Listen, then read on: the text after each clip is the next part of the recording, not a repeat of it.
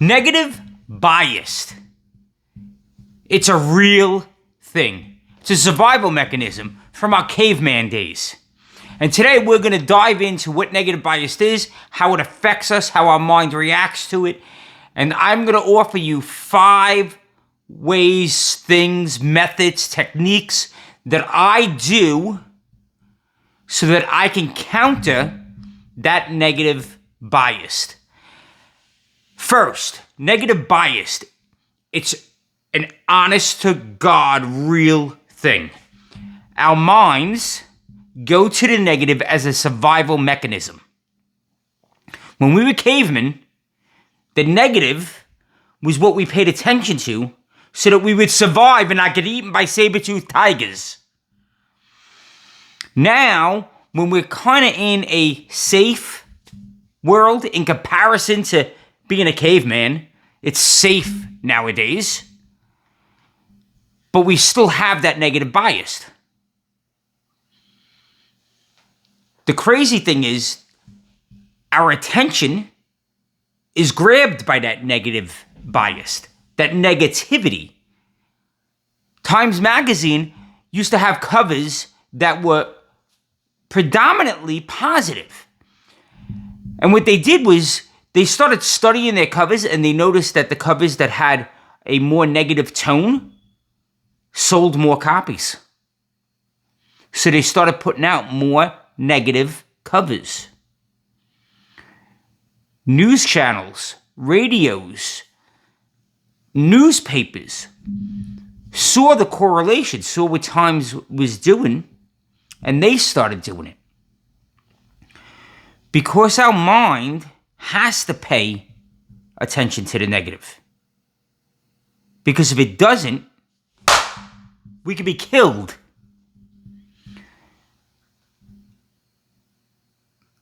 A confused mind says no. Think about times when you were in a scenario and you didn't have all the information, you weren't sure, you were getting hit with things left and right. Your automatic go-to answer was no. And that's because a confused mind, or a mind in a chaotic, that's crazy, right? Chaotic atmosphere, environment, will say no.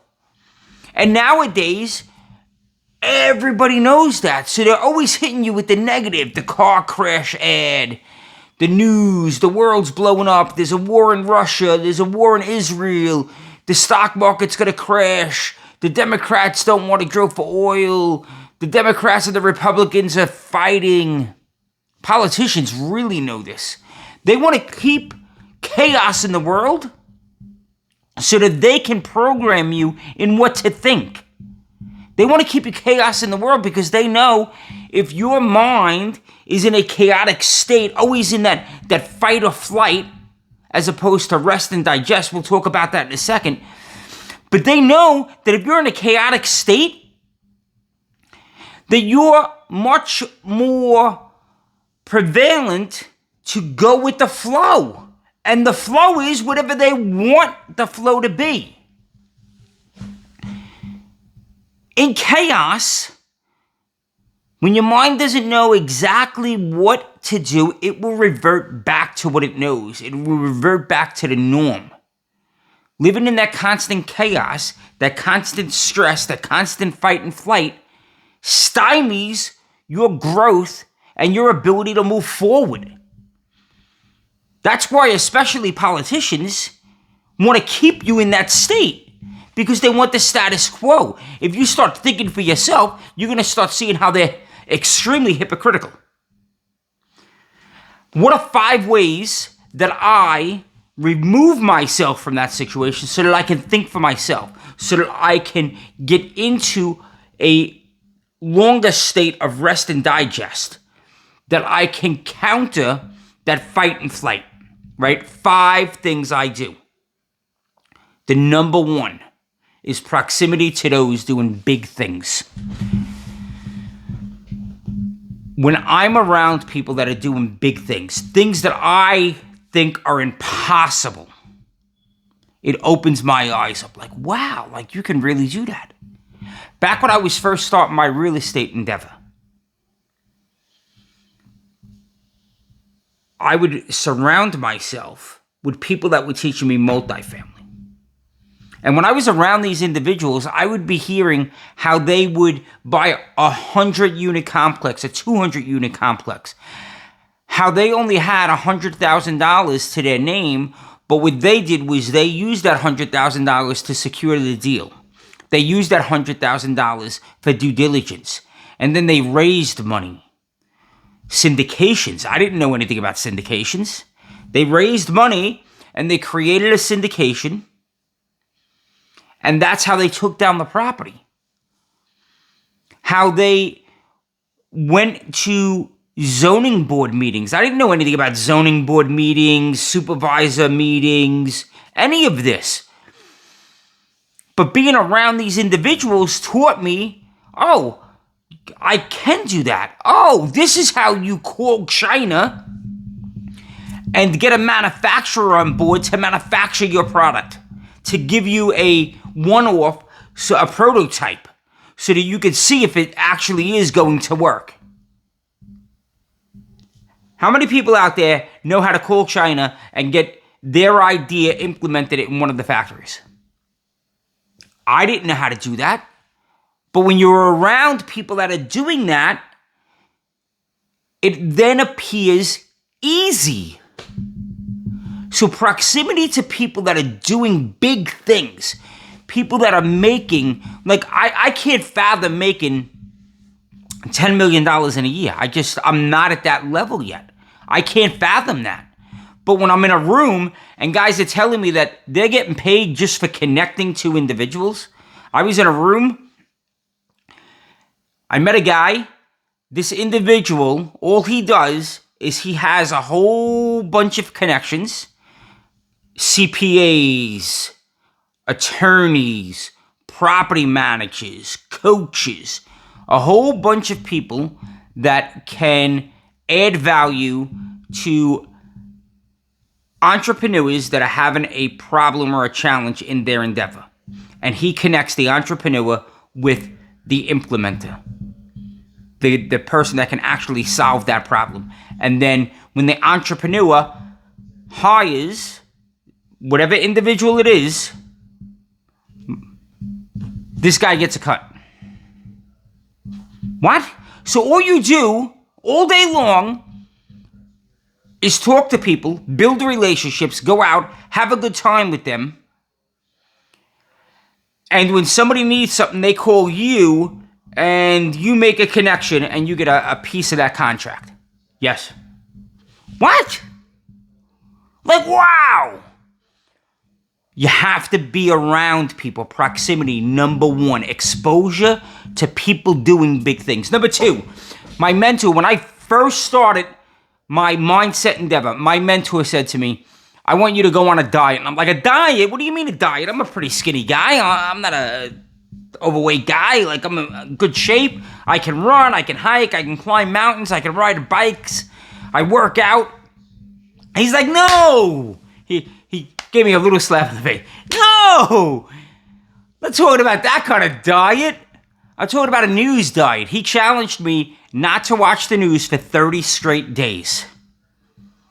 After about, 5 to 7 days, it was a pretty short window, I started feeling different. Like, my body just felt different.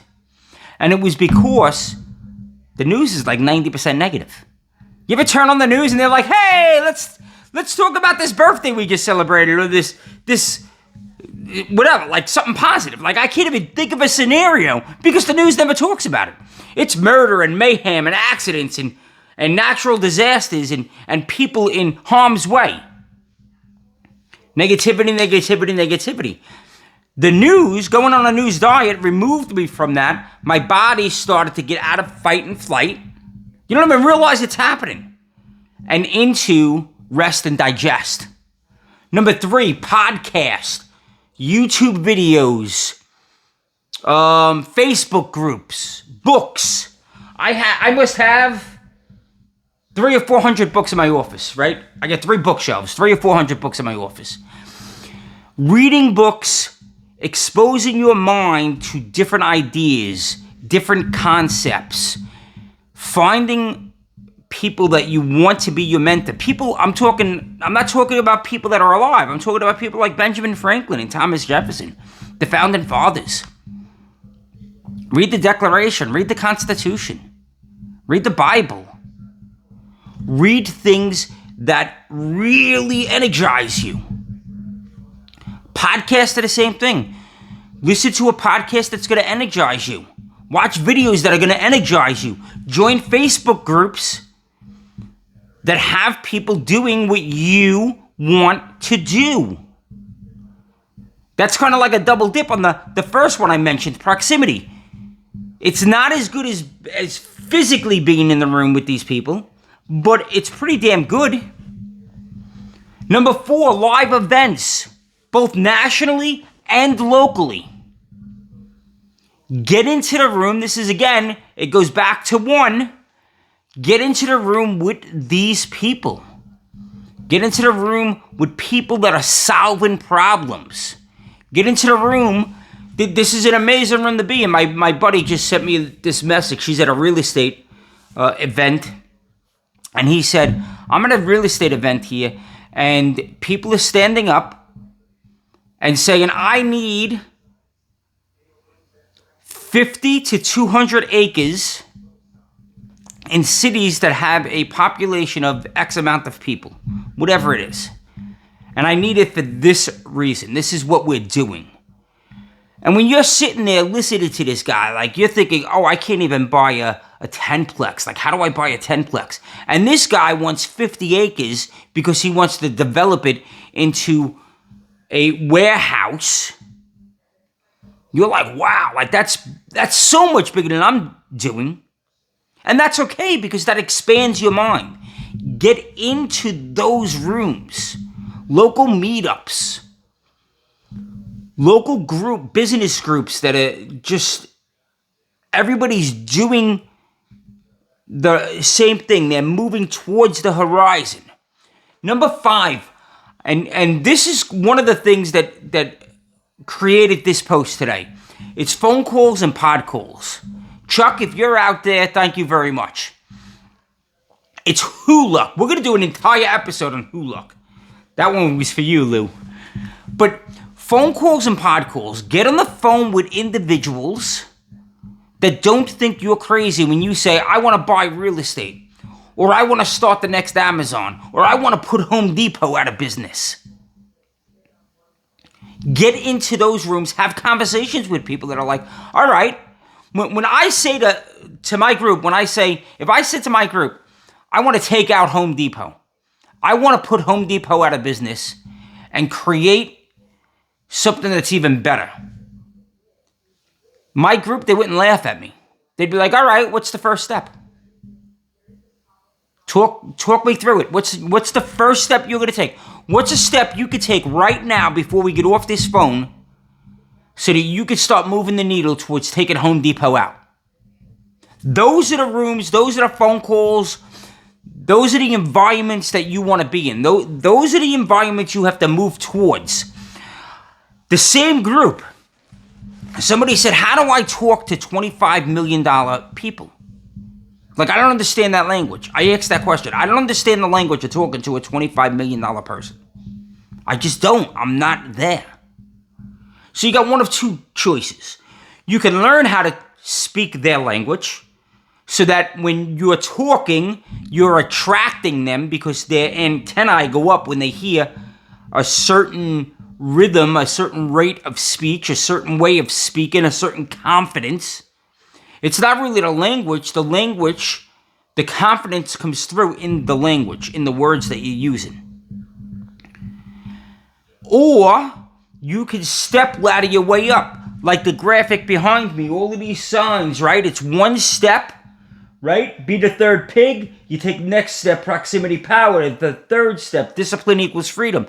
That's to represent that you start small. So you want a $25 million client, you can go out there and get it, but you don't have to. You could start with a $100,000 client, $250,000 client, 750, a million, 5 million, 10 million, 20 million. You could walk yourself up that ladder, build out that skill set. The way you combat negativity is not to completely push it away. It's to know that it's out there, and then to fill your cup with more positivity to drown out that negativity. That's how I do it. That's how I suggest you do it. Use one of those 5 steps. Start with just one of them. I suggest, as a matter of fact, we're going to end this way. I challenge you to the same thing my mentor challenged me to. I challenge you to a 30-day news diet. And after 30 days, if you want to go back to watching the news, if you don't think that helped you, then go back to watching the news. But I have a sneaking suspicion that, similar to me, somewhere between 3 and 7 days, you're going to feel a distinct difference within your body. People may even come up to you and say, what are you doing differently? You're a little bit different. You seem a little bit more happy. It's because I'm cutting negativity out of my life. Guys, around here, we live up here in the numerator, not down in the denominator. Go out there and be unstoppable. And absolutely crush your day. I love spending time with you guys. Have a very, very blessed day.